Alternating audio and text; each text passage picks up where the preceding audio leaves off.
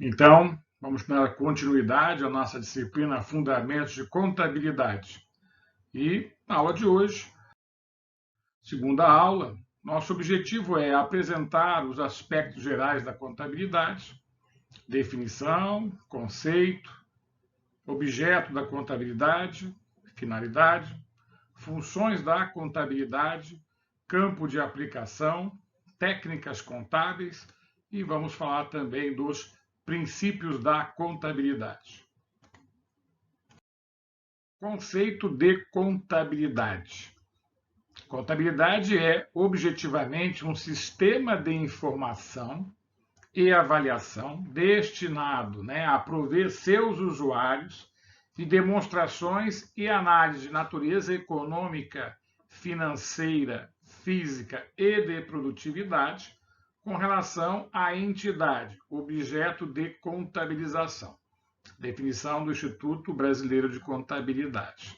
É importante, chamar aqui a atenção a essa ideia aqui. É um sistema de informação, e destinado a prover a usuários, que vamos discutir, são vários usuários, na análise da natureza econômica, onde nós falamos de riqueza, financeira, que é dinheiro, física, que é o próprio item, e da própria produtividade, sempre em relação a uma entidade, ou seja, uma organização, uma pessoa.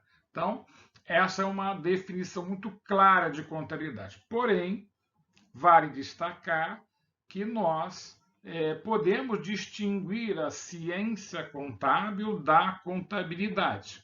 Muitos autores não o distinguem, e vocês vão ver que esses termos são usados praticamente sem essa distinção. Mas vamos fazê-lo.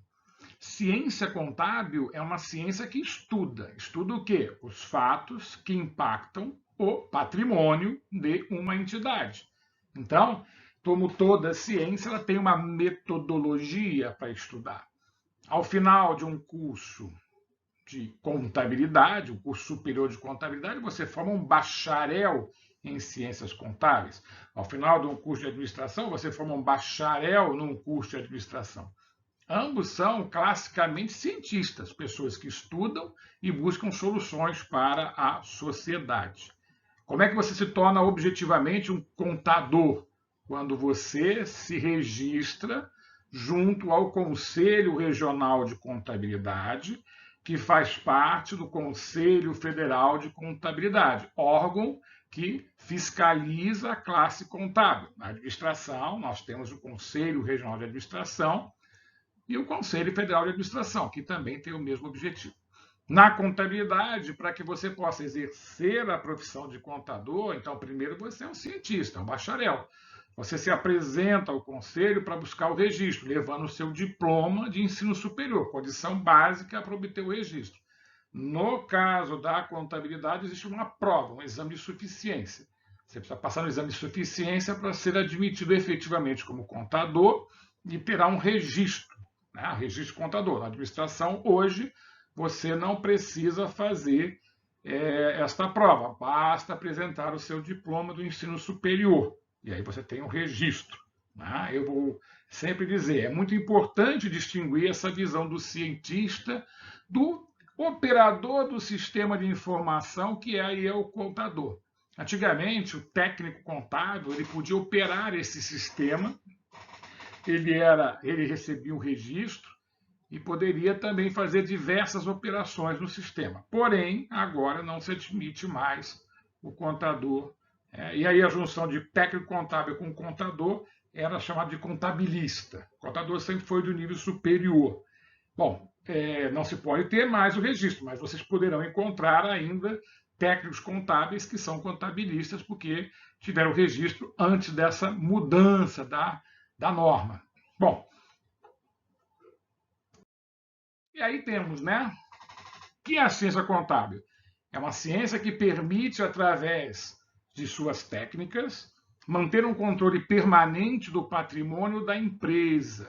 Falou empresa, Osni Moura é um autor, tem vários livros, mas não precisa ser da empresa só, é uma entidade. A pessoa física também tem um patrimônio, Então, o patrimônio está sempre ligado a uma entidade. A definição do professor Hilário Franco é mais interessante. A ciência que estuda, controla e interpreta os fatos ocorridos no patrimônio das entidades mediante o registro, as demonstrações expositivas e a revelação destes fatos, com o fim de oferecer informações sobre a composição do patrimônio, suas variações e o resultado econômico decorrente da gestão da riqueza patrimonial. Professor Hilário Franco. Doravante, vamos tratar a ciência contábil e contabilidade como sendo a mesma coisa, mas eu queria deixar muito bem registrado que existe, né, essa diferença. Existe a ciência contábil, ela sempre estuda, né, toda ciência estuda, e existe a contabilidade, como vimos, como sistema de informação. Agora, para a gente poder entender a contabilidade, agora já falando de forma indistinta, atual, vamos olhar suas raízes históricas. A história da contabilidade é tão antiga quanto a própria história da civilização. Está ligada às primeiras manifestações humanas da necessidade social de proteção à posse e de perpetuação e interpretação dos fatos ocorridos com objeto material de que o homem sempre dispôs para alcançar os fins propostos. Deixando a caça, o homem voltou-se à organização da agricultura e do pastoreio. A organização econômica, através do direito do uso do solo, acarretou em separatividade, rompendo a vida comunitária, surgindo divisões e o senso de propriedade. Assim, cada pessoa criava sua riqueza individual. Assim, a gente sempre fala, né, dos aspectos do capitalismo, né? O capitalismo é a acumulação de capital. E capital quer dizer riqueza. Nós estamos sempre falando desta forma. Lá nos primórdios, o homem se distinguiu dos demais animais no momento que ele resolveu, a inteligência mostrou o caminho, que ao invés dele sair, caçar, comer, dormir, voltar a fazer isso todo dia, inclusive sujeito, né, às intempéries do tempo, às sazonalidades, ele aprendeu o quê? A se fixar na terra, aprendeu a domesticar animais para o trabalho, para poder se alimentar. Isso é um grande salto, né? Isso faz com que o homem se distingua dos demais animais. Ponto. E aí já surgiu um problema. Né? Ele criou esse critério de riqueza pessoal, da família, do grupo, ele criou esse conceito. Isso é muito difícil, né? Qualquer outra ideologia que não considere essa essência do ser humano. Né? Ideologias recentes, né, chamado comunismo, que pregava um certo capitalismo de Estado, tudo de todos, acabou não conseguindo, não logrou êxito, porque o homem, né, se distingue por isso, ele acaba tendo essa característica. Eu sempre falo, quer entender um pouquinho melhor, leia o livro Revolução dos Bichos, George Orwell. Quer dizer, ele é um cara que fala mais ou menos dessa ideia. O homem ele está sempre procurando acumular capital. Talvez o erro seja esse acúmulo exagerado de uns e com certeza falta para outros, né? Para muitos outros.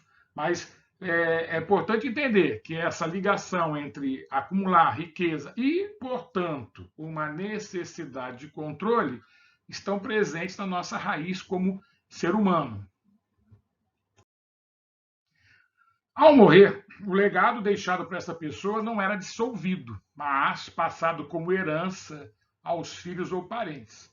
A herança recebida dos pais, pater patris, denominou-se patrimônio.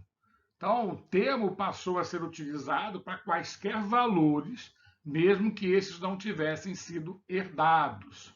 Então, a origem da contabilidade está ligada à necessidade de registros do comércio.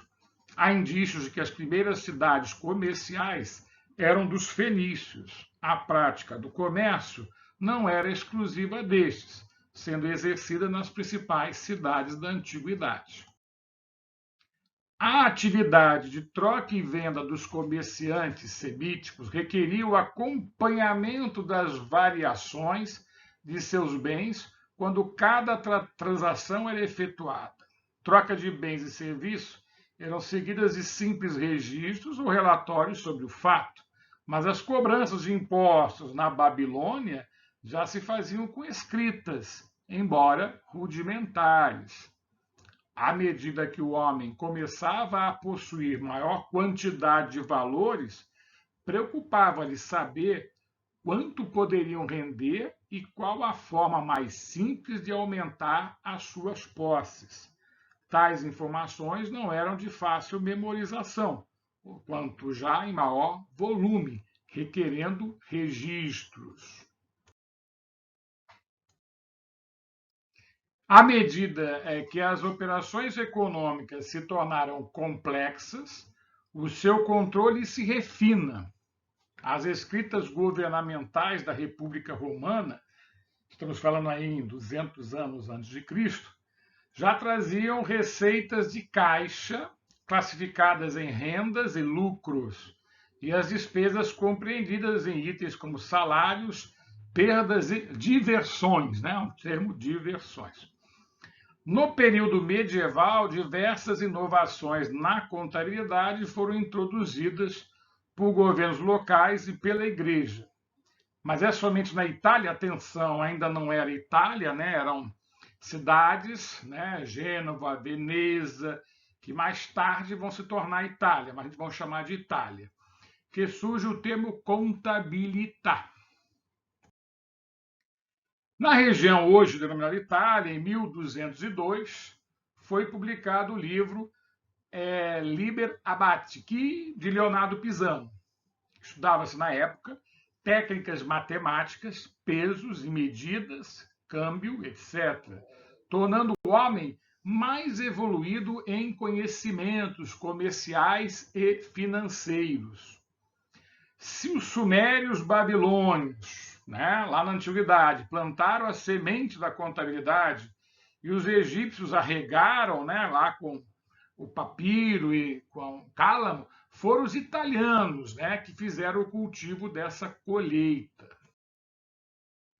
A indústria artesanal, atenção para o termo indústria, né, a produção de material, mas de forma artesanal, proliferou com o surgimento de novas técnicas do sistema de mineração e metalurgia. O comércio exterior incrementou-se por intermédio dos venezianos, né, o pessoal de Veneza, surgindo como consequência das necessidades da época. O livro caixa, né? O livro caixa ele já surge, que recebia registros de recebimentos e pagamentos em dinheiro. Já se utilizavam de forma rudimentar o débito e o crédito, oriundos das relações entre direitos e obrigações, e referindo-se inicialmente a pessoas. Até porque, né, gente, na nossa história a gente vai perceber isso, né? Desde que o homem lá montou o seu cultivo e passou a ter o seu negócio, está muito ligado à terra, né? Ter terra é ter propriedade, e você vai ver isso claramente na Idade Média, principalmente no sistema feudal, né? O dono da terra, o senhor do feudo, era ele que tinha a riqueza e as pessoas viviam em torno do feudo. Já vai surgir, né, no final da Idade Média, principalmente 1200, 1300, chamada Baixa Idade Média, você vai ter a presença de um novo ator, né? Esse ator é o chamado burguês. Quem é o burguês? É o comerciante, ou o pequeno artesão, porque ele começa a acumular riquezas que não advêm exatamente da terra, mas do trabalho de comerciar e tudo mais. Então ele não tem terras, ele não é um senhor de terras, mas passa a ter muito dinheiro e passa a influenciar, inclusive, o surgimento de novos empreendimentos, ok? Então, né, o aperfeiçoamento e o crescimento da contabilidade foram a sequência natural das necessidades geradas pelo advento do capitalismo, dos séculos XII e XIII. O processo de produção na sociedade capitalista gerou a acumulação de capital, alterando as relações de trabalho. O trabalho escravo cedeu lugar ao trabalho assalariado, isso é muito importante. Até a antiguidade era muito usado o trabalho escravo. né? Conquistava-se um país para tornar as pessoas escravas, mas aí tornando os registros mais complexos. No século XX apareceram as primeiras corporações na Itália, desculpe, no século X. Apareceram as primeiras corporações na Itália, transformando e fortalecendo a sociedade burguesa, que eu expliquei. Essa sociedade burguesa é a sociedade que não tem terra, mas tem dinheiro. Tanto é que eles vão influenciar. No final da Idade Média, eles vão abandonar o senhor feudal e vão incentivar um rei absolutista. O absolutismo nasce porque a burguesia estava insatisfeita com os senhores feudais e vão influenciar um único rei. Em vez de servir a vários senhores, serviriam apenas um rei.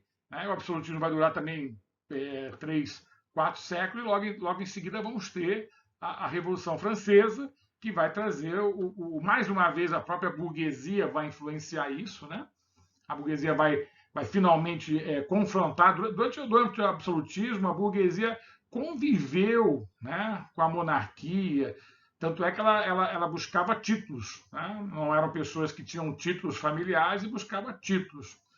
Logo depois, com a Revolução Francesa, isso já não interessava mais, e aí nós vamos ter, né, desde 1776, a Revolução Francesa, até praticamente a Primeira Guerra Mundial, ainda é fruto de uma guerra entre burgueses, e aí falamos já da visão do burguês, o grande acumulador de capital, com monarquia. Né? E aí vai vencer a burguesia. Né? A burguesia vence logo após a Segunda Guerra Mundial. Segunda Guerra Mundial, essa que é uma consequência da Primeira. Não se fala mais em império, né? A gente passa a abominar a ideia. Ó, existem monarquias hoje, mas são monarquias que são controladas por parlamentos, muitas vezes são até monarquias decorativas, né?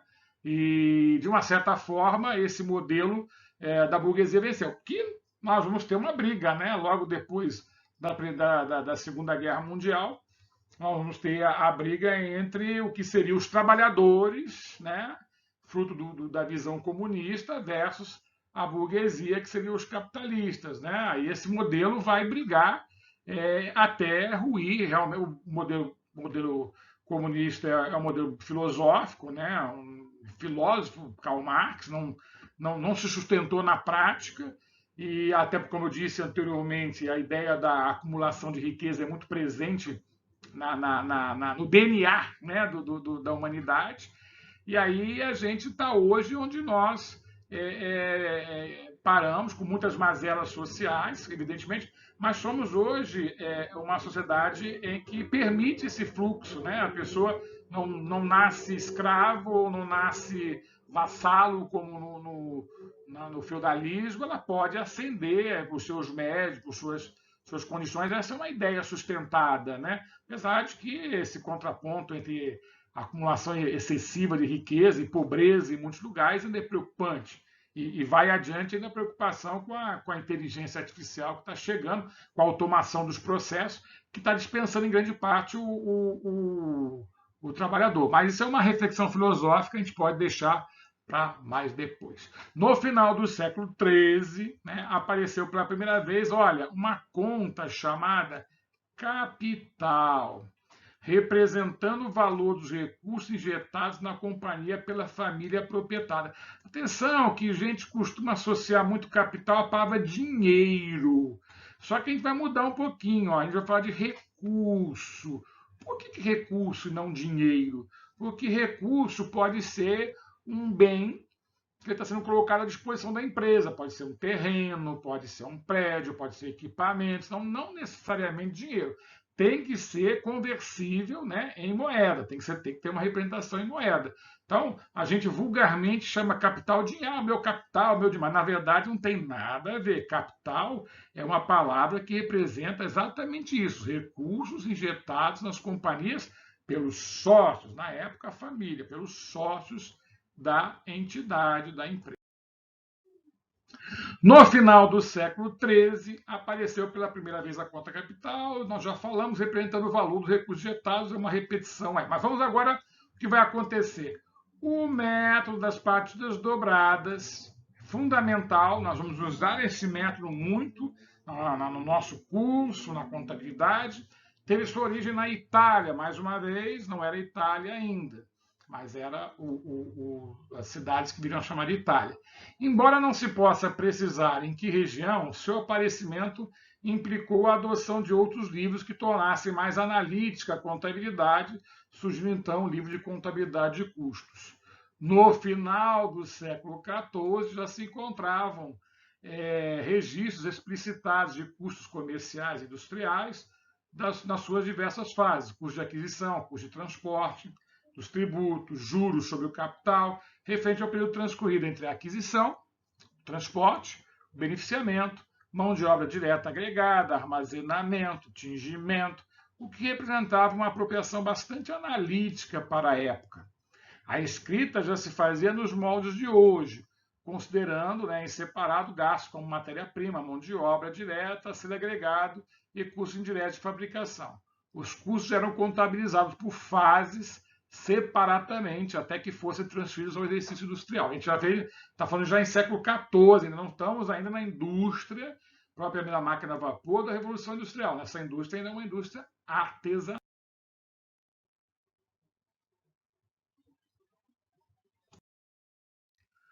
O período moderno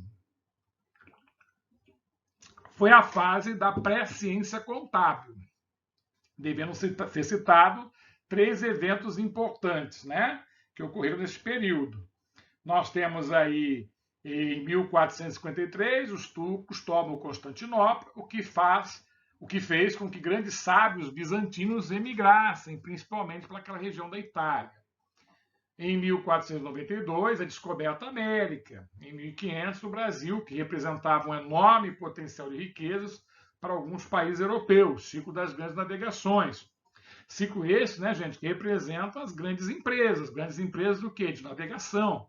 Já não eram mais empresas ligadas a senhores feudais, que tinham lá suas terras, não estavam ligados, muitas vezes se ligavam a um rei para poder ter mais dinheiro, mas a ideia ali agora é o domínio já da burguesia. Em 1517, ocorreu a reforma religiosa, né? Os protestantes, perseguidos na Europa, emigraram para as Américas, onde se radicaram e iniciaram a nova vida, né? Uma vida, inclusive, fundamental, uma vida voltada para o trabalho, para a riqueza. Nesse ponto, a gente tem aí até uma nova visão, né, da Bíblia, e isso foi muito importante, porque inicialmente, né, a gente vê lá na raiz cristã católica, a gente teria a ideia de que o trabalho seria uma punição imposta a Adão, né, por ele ter cometido o pecado capital. Já, na verdade, a visão dessa época, o trabalho faz parte do plano de Deus, né? É fundamental trabalhar, né? Se você não trabalha, você não está de acordo com o plano de Deus. Então, tudo isso é uma nova visão burguesa, né, do trabalho. E a contabilidade tornou-se uma necessidade, né, para se estabelecer o controle das inúmeras riquezas que esse novo mundo representava. A introdução da técnica contábil nos negócios privados foi uma contribuição de comerciantes italianos do século XIII. Os empréstimos a empresas comerciais, os investimentos em dinheiro determinaram o desenvolvimento de escritas especiais que refletissem os interesses dos credores e investidores e, ao mesmo tempo, fossem úteis aos comerciantes em suas relações com os consumidores e os empregados. Veja que aparece a palavra credor aqui, né? Credor é um cara que acredita na empresa, por isso que ele passa algum recurso para a empresa. E aí foi, né, na obra de Luca Pacioli, né, contemporâneo de Leonardo da Vinci, veio na Toscana, no século XV, né, marca o início da fase moderna da contabilidade. Luca Pacioli é considerado o pai da contabilidade. Muitos, inclusive, né, colocam nos livros que ele é o cara que criou o método das partidas dobradas. E a gente sabe que existem raízes históricas para o método. Mas, olha, ele, Luca Pacioli, que escreve o método no livro. Então, assim, é até difícil. Existem raízes históricas, mas quem escreveu o livro, quem colocou à disposição, né, foi Frei Luca. Ele escreveu aqui, ó, em 1494, é considerado um marco para a contabilidade. Esse livro, Tratos de Comput et Scriptures, né? Contabilidade por partidas dobradas, tá? Que enfatizava aqui a teoria contábil do débito e do crédito. Nós vamos ter que aprender esse semestre. Corresponde à teoria dos números positivos e negativos. Nós vamos conversar sobre isso. Pacioli foi matemático, teólogo, contabilista, entre outras profissões. Muito característico daquela época, né? Principalmente você ser um frei, porque a ciência estava na mão da igreja, né? Deixou muitas obras, destacando-se a Summa de Aritmética, esse é o livro, né?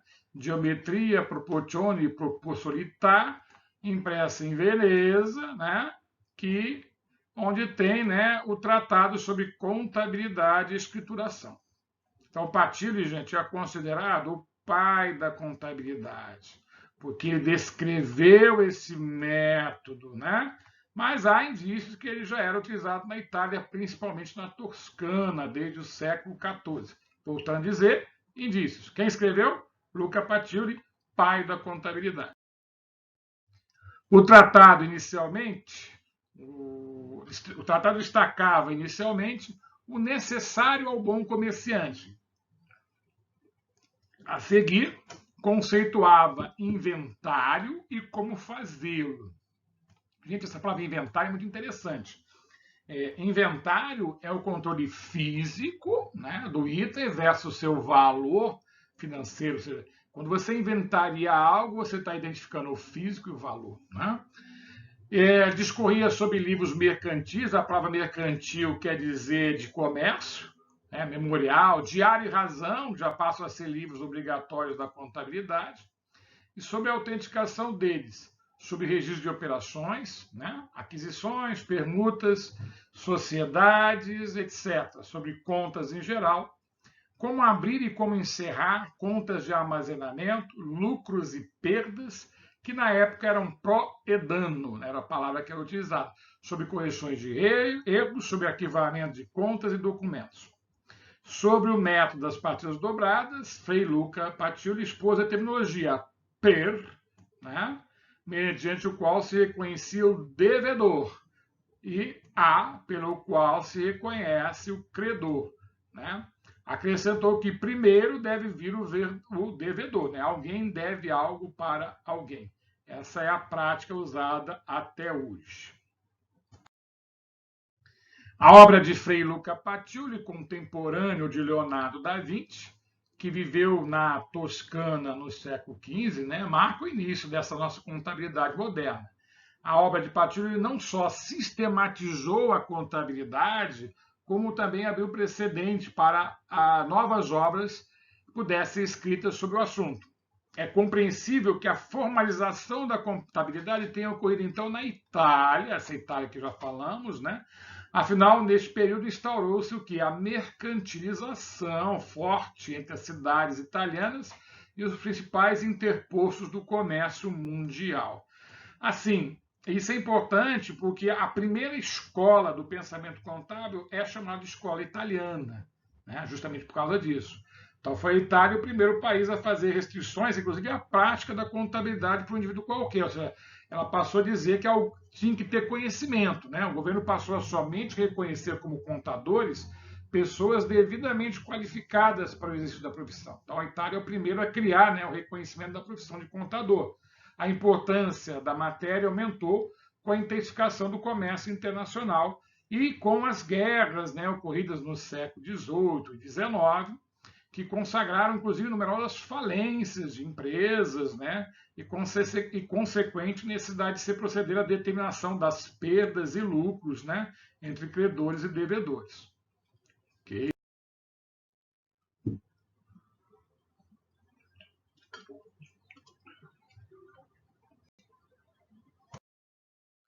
Então, como eu falei a vocês, temos aí a escola europeia ou escola italiana.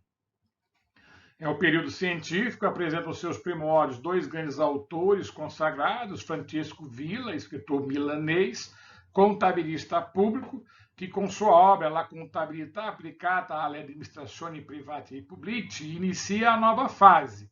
E Fábio Besta, escritor veneziano. Os estudos envolvendo a contabilidade fizeram surgir 3 escolas do pensamento dentro da escola italiana, ok? São subescolas.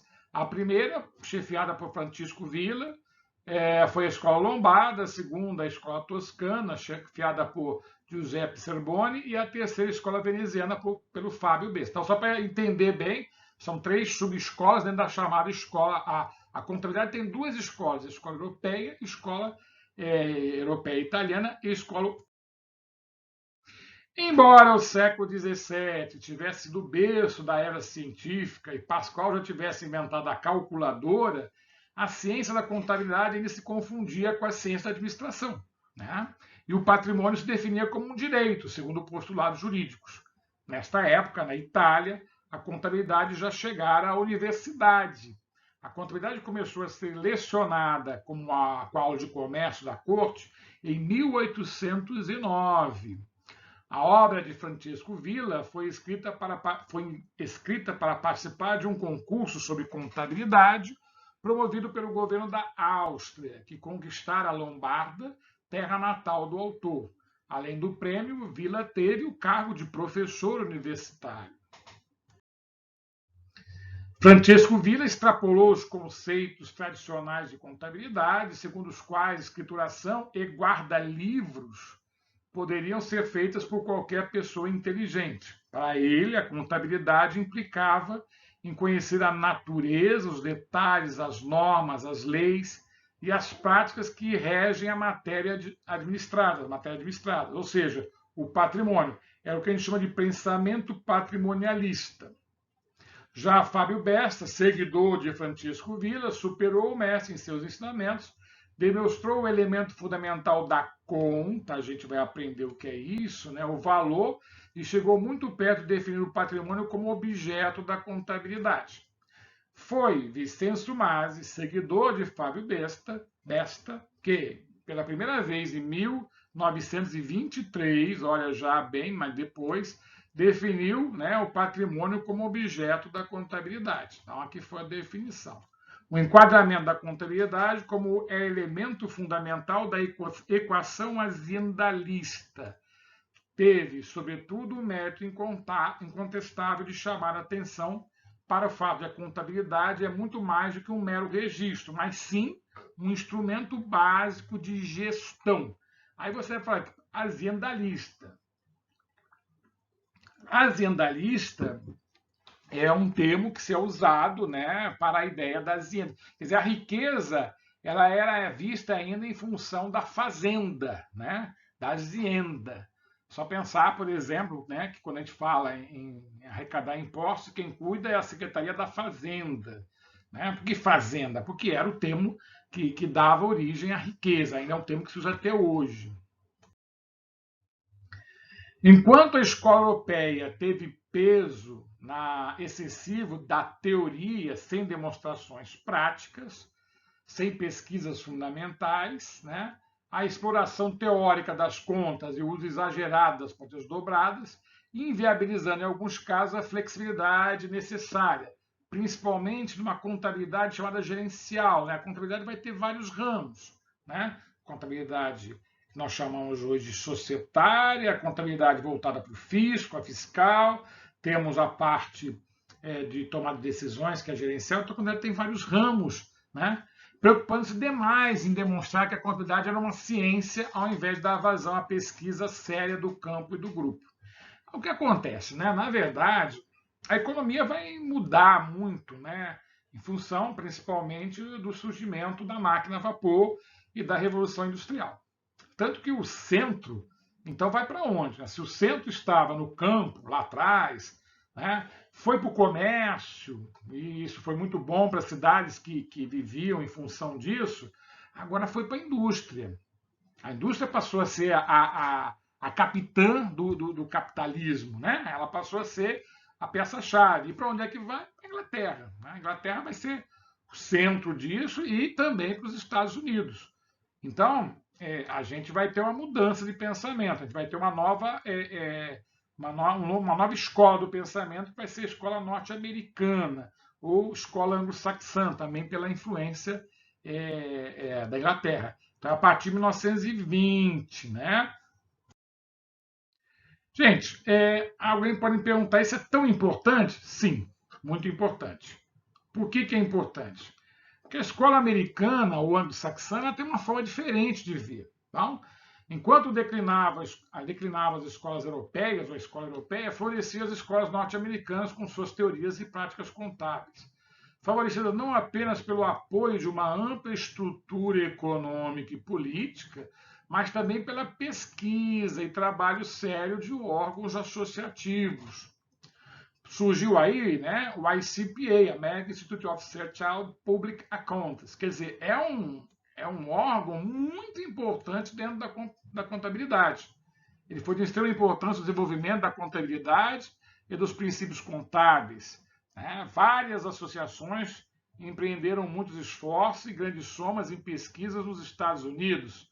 Havia uma total integração entre acadêmicos e profissionais. Né? Isso é muito comum nos Estados Unidos. A academia está muito perto da indústria, das empresas, o que não ocorreu nas escolas europeias, onde as universidades foram decrescendo em nível e importância. Principalmente aqui, né, gente, a criação de grandes empresas, como as multinacionais ou transnacionais, que requerem grandes capitais de muitos acionistas. Olha só, aí mudou, né? Não é mais o dono, agora são acionistas. O que é que muda? Esse dono está pulverizado, né? Ele investe, ele é um acionista e ele vai recorrer a um novo modelo de negócio, né? A SA, a Sociedade por Ações, ela vai negociar suas ações em bolsa. Nós tivemos em 1929 a quebra da Bolsa de Nova York, que foi gravíssimo, mas se o mundo já foi do campo, passou para o comércio e foi para a indústria, agora ele foi morar efetivamente na Bolsa de Valores. Por isso que eu digo sempre, a Bolsa de Valores está mal, eu não estou nem aí, eu não tenho dinheiro na Bolsa. É uma burrice que alguém pode falar. Por quê? Porque a Bolsa de Valores é o centro do negócio do mundo capitalista. Né? Então é muito importante que aí quem estava preocupado em dar informações para os acionistas, a contabilidade americana passou a ser a chefe da contabilidade mundial. Então, foi a causa do estabelecimento das teorias e práticas contábeis, que permitissem correta interpretação para qualquer acionista, ou seja, quem conhecia e quem não conhecia o assunto, né, em qualquer parte do mundo. Né, isso é importante. Então, a escola europeia ou italiana ela é muito centrada na visão do fisco. O que é fisco? É a arrecadação de impostos, que, na verdade, é um dos grandes usuários da informação contábil, né, gente? O governo. Pouca participação da classe contábil, eu quero de code law, né? Muito centrada no código. Já a escola americana é centrada no acionista. Muita participação da classe contábil, a gente chama de common law, que é baseado em quê? Usos, costumes e tradições. Isso mostra muito a nossa raiz de pensamento jurídico. Nós somos centrados no code law, né? A gente chama de direito romano. Vale o que está escrito. Preste bem atenção, o que está escrito é o que vale, não a essência da coisa. Já na visão americana, é a essência que vale, na visão anglo-saxã. Se vocês tiverem a oportunidade de verem filmes de direito, né, americano, filmes de tribunais, vocês vão ver que existe uma briga ali pelo pensamento. Não é pela vírgula da lei que a gente vê muito. No Brasil, a pessoa tem 17 anos, 11 meses, 29 dias, 1,90 m, comete um assassinato, é classificado como criança. Ele está dentro da faixa, da idade. No dia seguinte, ele é um adulto, como se fosse uma mágica isso. Isso não existe. Tá? A gente tem que estar atento àquilo que é mais importante. Não é? A lei é criada para criar um parâmetro, mas é preciso raciocinar. Você vê que muitas vezes aí pessoas que são condenadas até porque mataram os pais, no dia dos pais se tem lá as referências da lei, sai. Tinha que sair, né? Tinha que ficar em solitária, porque matou os pais. Não, mas a lei, aí normalmente diz assim, mas a lei é essa, porque cumpriu os padrão. Mas isso não é justiça, né? Isso é injustiça. Se você vai, né, ver lá o tribunal americano, ele pensa de outra forma. É forma de pensar, tá? Isso, gente, vai influenciar muito o Brasil, porque o Brasil ele vai ter essa visão muito romana, até bem recentemente, agora até alguns juízes na área do direito estão tendo esse pensamento também do common law, não tão code law, ou seja, estão baseados mais em evidências do que exatamente em coisas, né, tácitas, né? Então, isso tudo, o Brasil agora aderiu às normas internacionais de contabilidade, a partir de 2007. Essas normas não são as normas americanas, são normas muito reguladas pelo pensamento inglês, né, que tem lá a edição dos chamados IFRS. Se vocês andarem aí, né, por uma livraria, vão ver livros que falam das normas internacionais de contabilidade, International Financial Report Standard, ou seja, são as normas internacionais de contabilidade. E isso está mudando alguma coisa no pensamento contábil brasileiro, sim, porque a gente está tendo que repensar a nossa raiz de pensamento, né? a nossa visão, que sempre foi muito romana, muito code law, e nunca assim tão preocupada com a essência da coisa. No Brasil, no ano de 1770, para ser mais preciso, foi criada a primeira regulamentação da profissão contábil no Brasil. Essa regulamentação foi expedida por Dom José, rei de Portugal, onde exigia obrigatoriamente o registro de matrícula daqueles que trabalhavam na área. Neste momento, o profissional contábil recebia o nome de guarda-livros, termo este que foi utilizado até a metade dos anos 70, de 1970. Né? Se usava muito a palavra guarda-livros. Com a vinda da família real portuguesa, incrementou a atividade colonial devido ao aumento dos gastos públicos e também na renda dos estados, um melhor aparato fiscal. Para tanto, construiu-se o erário régio, ou Tesouro Nacional e Público, juntamente com o Banco do Brasil de 1808. As tesourarias de fazenda nas províncias eram compostas de um inspetor, um contador e um procurador fiscal, responsáveis por toda a arrecadação, distribuição e administração financeira e fiscal. No ano de 1870, realizada a primeira regulamentação do Brasil para a profissão, aí já é no Brasil mesmo, né? Criando a profissão de guarda-livros. Né? Livros, porque são livros que ficam à disposição do fisco. É avaliada como a primeira ocupação liberal regulamentada no Brasil. Em 1915, ocorre a fundação, né, do Instituto Brasileiro de Contadores Fiscais. Logo depois, a Associação de Contadores de São Paulo e o Instituto Brasileiro de Contabilidade, né, o IBRACON, no Rio de Janeiro. Em 1924, acontece o primeiro Congresso Brasileiro de Contabilidade, onde são difundidas, né, campanhas para a regulamentação de contador e reforma do ensino comercial no país. Aumenta-se o desenvolvimento da profissão contábil, de modo que em 1927 é inaugurado o Conselho Perpétuo, o início de que seria já no século XXI, né, o famoso sistema de Conselho Federal de Contabilidade, como eu já expliquei. Era conferida já nesta instituição a matrícula para os novos profissionais habilitados para atividades na área de contabilidade. No ano de 1932, né, sancionado o decreto 21033, onde instituiu novas condições para o registro de contadores e guarda-livros. A partir desta lei, foram decididos os problemas existentes pelos profissionais da área, que exibiam, né, somente o conhecimento prático. Sendo assim, foram determinados os prazos e condições para os registros de profissionais desta área.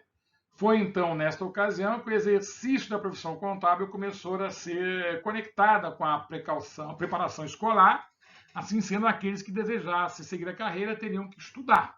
Estamos em 32, não temos 100 anos ainda. Em seguida, o caminho da profissão cresceu no país, onde é criado o Conselho Federal de Contabilidade. Uma das primeiras medidas alcançadas pelo Conselho Federal foi a criação de condições para o funcionamento e a disposição dos conselhos regionais.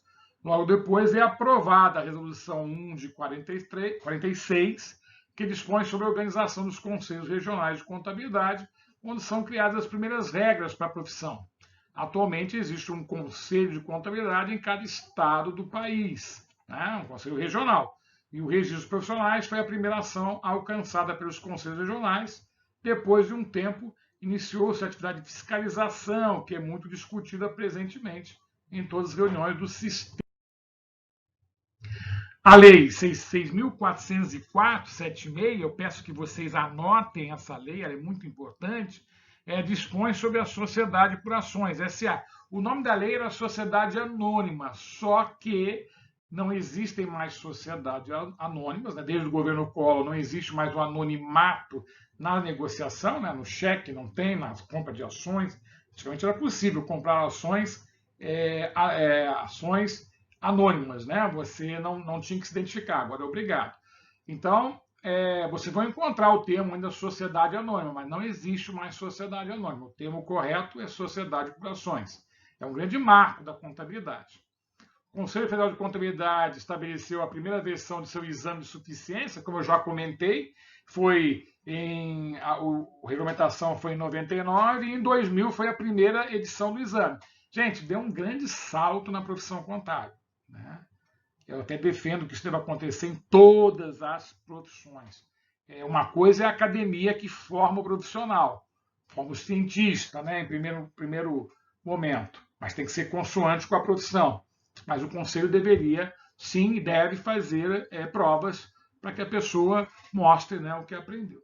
E como eu falei a vocês, em 2007, temos muitas mudanças na contabilidade brasileira, né, a Lei 11.638, que fez adesão aí às normas internacionais, IFRS, que são editadas pelo IASB, né, que é um Instituto Internacional de Contabilidade, e no Brasil elas são lidas e harmonizadas pelo Comitê de Pronunciamento Contábil, CPC, que é ligado ao Conselho Federal de Contabilidade. Então, esse comitê ele pega a norma internacional, vê o que é que se adequa. O Brasil faz uma tradução, né, da língua e também uma harmonização em função daquilo que a gente pensa. Então, tem número, CPC 1, 2, 3, assim como os IFRS tem número. Eu vejo muito livro aí que fala muito em IFRS. Tá? Eu, particularmente, acho que não há necessidade de se falar em IFRS, mas tem que falar em CPC.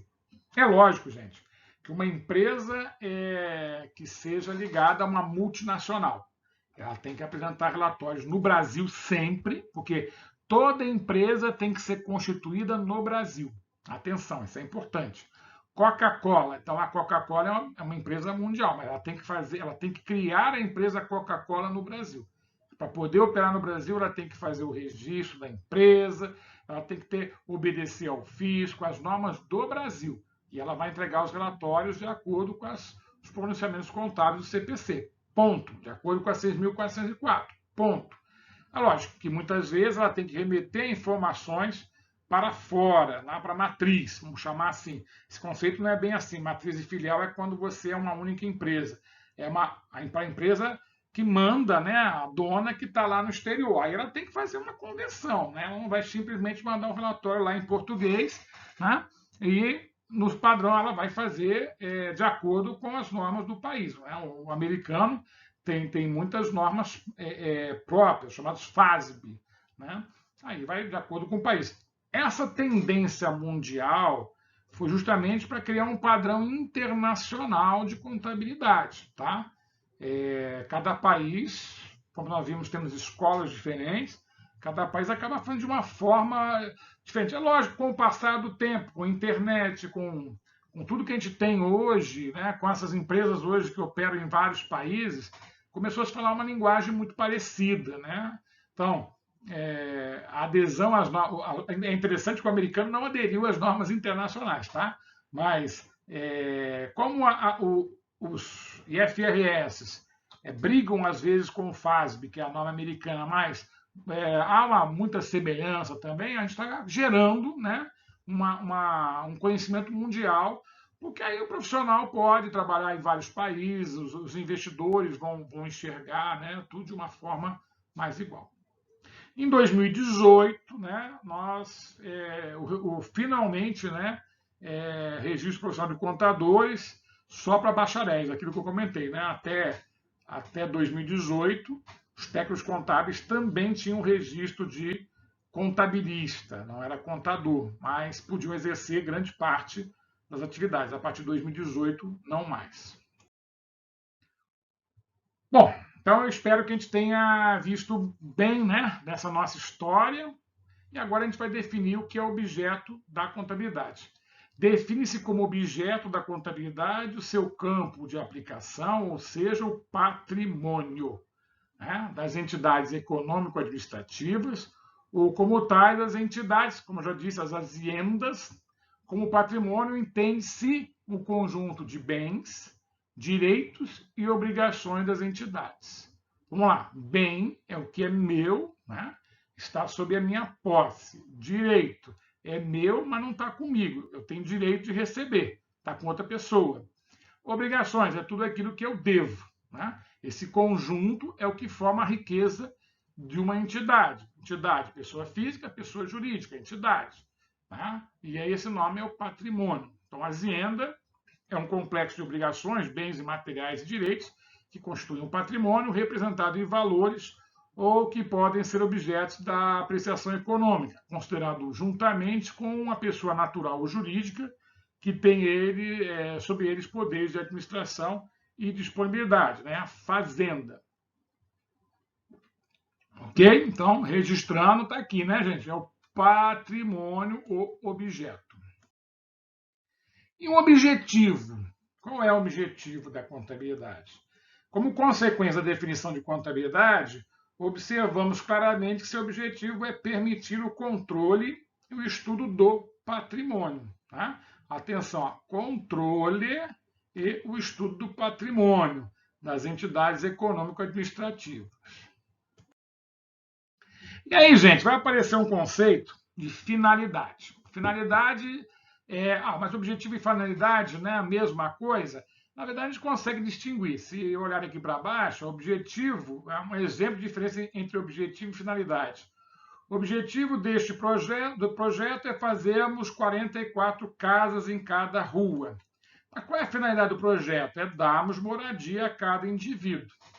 Então, na verdade, enquanto, né, o objetivo da contabilidade, a gente pode falar que é o patrimônio, agora cabe ainda definir que a finalidade é fornecer informações, né, econômicas e financeiras acerca dessa entidade.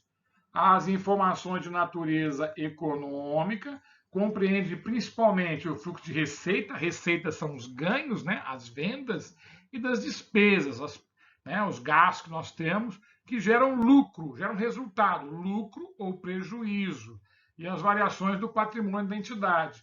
As informações de natureza financeira abrangem principalmente, né, fluxo de caixa e capital de giro das entidades. Fluxo de caixa é fluxo de dinheiro.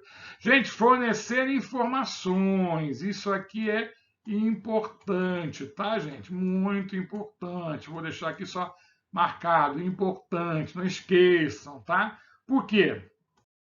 Porque aí a gente vai ver que temos vários usuários, daqui a pouco a gente vai falar. Funções da contabilidade. As principais funções da contabilidade são registrar, organizar, demonstrar, analisar e acompanhar as modificações do patrimônio em virtude da atividade econômica ou social que a empresa exerce no contexto econômico. A empresa tem uma finalidade social, sim, né? Embora ela sirva o seu dono, é a empresa que gera empregos para os demais, gera serviços, gera material, por isso tem tanta preocupação em manter, né, a empresa. Né? A empresa ela precisa ser preservada, porque dentro desse contexto capitalista ela faz a engrenagem andar. E aí chegamos nos usuários, né? Quem são esses usuários? Olha, gente, todo mundo, tá? Ou pelo menos todo mundo deveria. Né? Lógico que, em primeiro lugar, a gente pode falar aqui, ó, os sócios e acionistas. Sócio, porque eu estou falando, às vezes, de uma empresa limitada. Acionista, porque eu estou falando de uma empresa SA. Né? São os primeiros. Governo, com certeza, né? No aspecto fiscal, né? Ele precisa, como é que ele pode arrecadar imposto? Ele precisa ler a contabilidade. Os administradores, né, que tomam decisões, os bancos e, na verdade, qualquer financiador, né? Outra pessoa, outro grupo, o pessoal, os empregados, né? Para saber se realmente a empresa está no caminho certo, você vai conseguir ter emprego daqui a pouco. Né? Outra coisa interessante, a gente chama de stakeholders. Quem são os stakeholders? ou pessoas que são impactadas, né? A sociedade. Você imagina o seguinte, gente. Você pega uma empresa lá, Carlos Barbosa, no Sul. Carlos Barbosa, ela tem uma fábrica da Tramontina, né? Se fabrica aí material de cozinha e tudo mais, né? 50% da cidade trabalha para a Tramontina lá. E os outros 50% trabalham para quem trabalha para a Tramontina ou trabalha de forma indireta para a Tramontina, né? Se a Tramontina falir, Carlos Barbosa vai para o espaço. Não é isso? É uma característica. Pare para pensar, né? Pega em qualquer negócio. Se você pegar, por exemplo, uma empresa, uma cidade que tem uma ou duas empresas, se aquelas empresas vão mal, a cidade vai mal, né? Mesmo que não seja uma ligação direta. Então, todo mundo está hábil a ler informação contábil? Isso é uma reflexão, né? Diria que não, mas deveria. Qual é o campo de aplicação, então, né?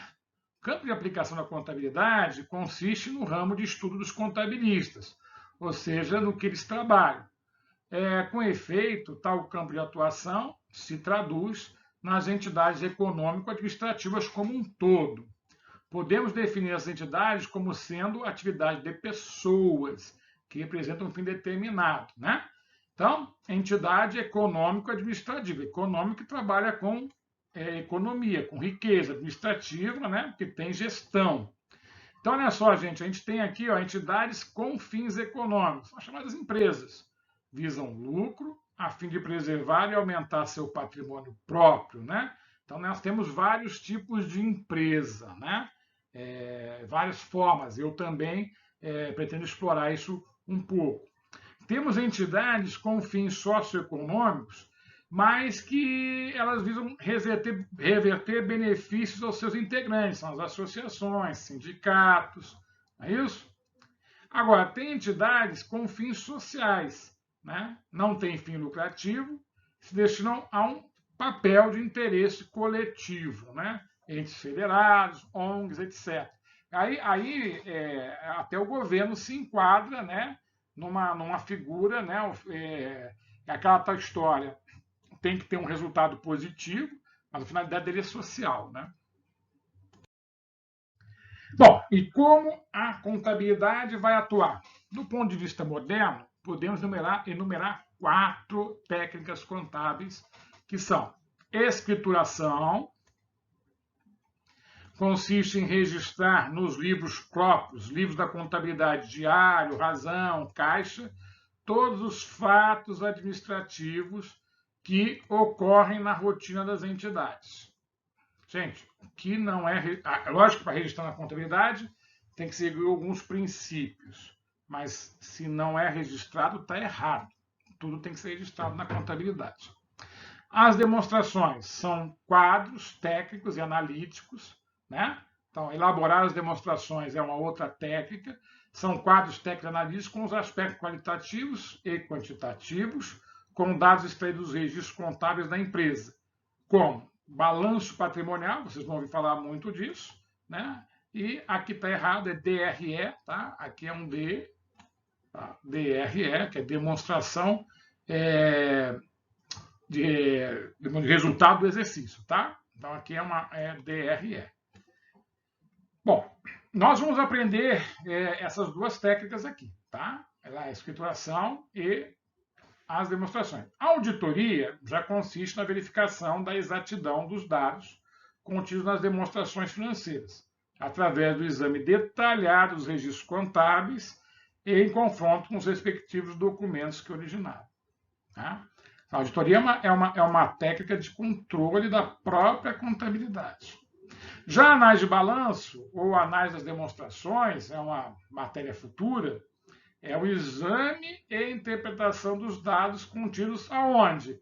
Nas demonstrações. Né? Por isso que é importante saber elaborar as demonstrações. E para poder saber elaborar, eu tenho que conhecer a escrituração. Bom, então, de uma certa forma, esse é o campo da contabilidade, e vocês viram que eu falei que a contabilidade ela tem princípios. Eu preciso seguir esses princípios. Antigamente se falava muito em princípios geralmente aceitos. Essa ideia dava uma ideia que se aceitava ou não. Mas não era uma boa leitura, uma boa tradução do inglês, né? A ideia do americano é princípios aceitos por todo mundo, princípios aceitos no geral. Né? Esses princípios, eles estavam numa resolução do Conselho. Né? É interessante isso, porque na visão saxônica eu não preciso escrever os princípios, né? Está na essência. Mas aqui, né, direito romano, direito Code Law, tem que escrever. Então tinha uma resolução, 750 de 93, que definia. E eles foram revistos, né, com uma nova resolução de 2010. O primeiro princípio é o da entidade, que reconhece o patrimônio como objeto da contabilidade e afirma a autonomia patrimonial, a necessidade de diferenciação de um patrimônio particular no universo dos patrimônios existentes, independente de pertencer a uma pessoa, um conjunto de pessoas, uma sociedade ou instituição de qualquer natureza ou finalidade com ou sem fins lucrativos. Por consequência, nesta acepção, o patrimônio não se confunde com aquele dos sócios ou proprietários, no caso da sociedade ou instituição. Interessante, né? Assim, a pessoa às vezes é dona do negócio, pode ser o único dono, então ela acha que o dinheiro que está no caixa é dela. É dela? Sim, naquele momento, não. Sim, no geral, mas naquele momento é o dinheiro da empresa. Para que o dinheiro saia para o bolso dele, tem que sair da empresa para a entidade empresa, para a entidade pessoa física. Eu chamo a atenção que isso é um dos principais problemas nas pequenas empresas. O princípio da continuidade pressupõe que a entidade continuará em operação no futuro e, portanto, a mensuração e a apresentação dos componentes do patrimônio leva em conta essa circunstância. Gente, é para dizer o seguinte, eu preciso continuar registrando os fatos da empresa, porque eu não saberia o fim dela. Existem empresas que têm até um fim determinado, são constituídas para algum fim, mas a ideia é que ela tem uma vida, então eu tenho que registrar. O princípio da oportunidade, ele refere-se ao processo de mensuração e apresentação dos componentes patrimoniais para produzir informações íntegras e tempestivas. Quer dizer o seguinte, no momento certo, tá? Oportunidade aqui não é de ser oportunista, não. Oportunidade é de ser oportuno. Oportuno é no tempo certo.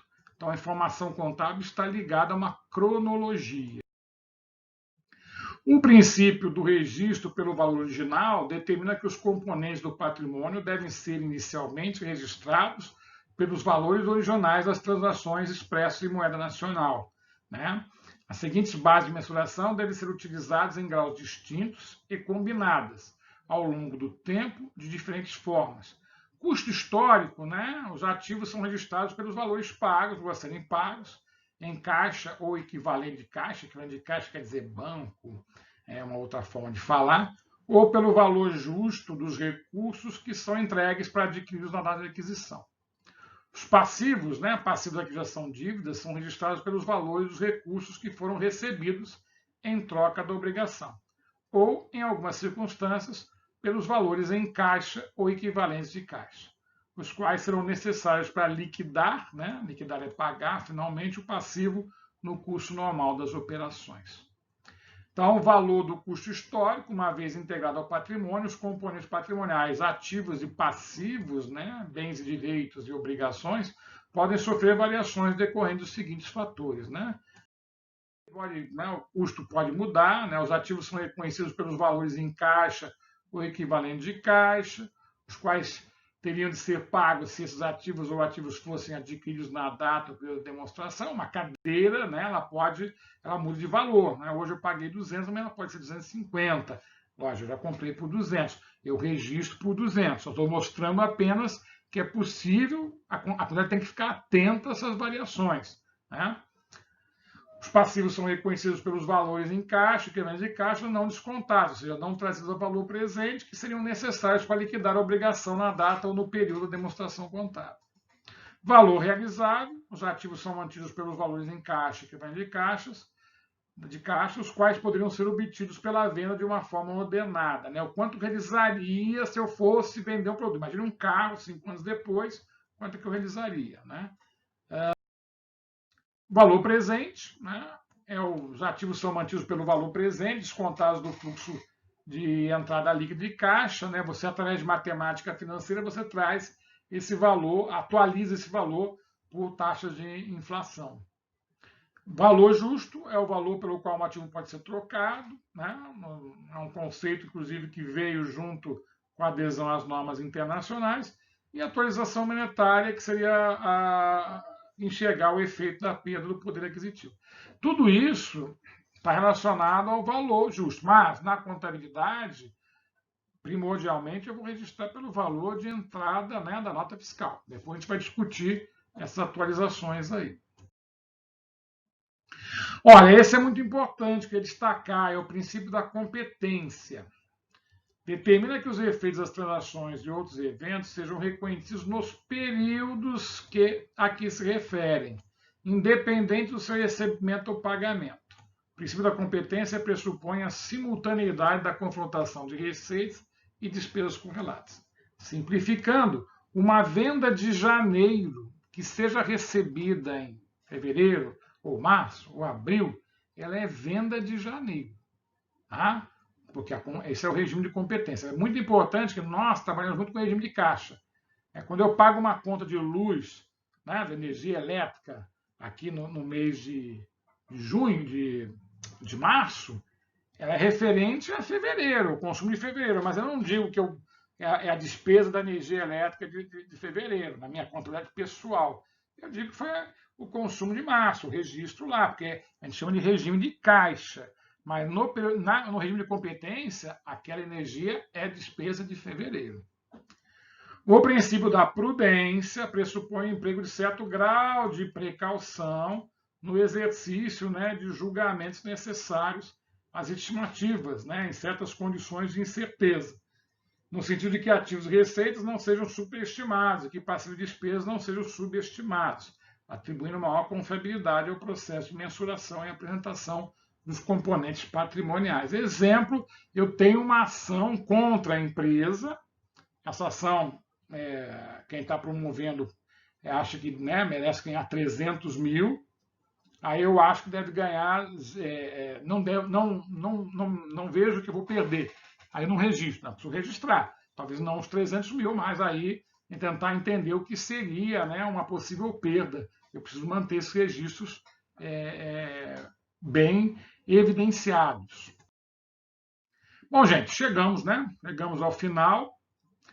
Dúvidas, sugestões e críticas, estamos sempre prontos aí na nossa sala virtual, né? Sempre tentando atender vocês, tá bom? Muito obrigado e até mais.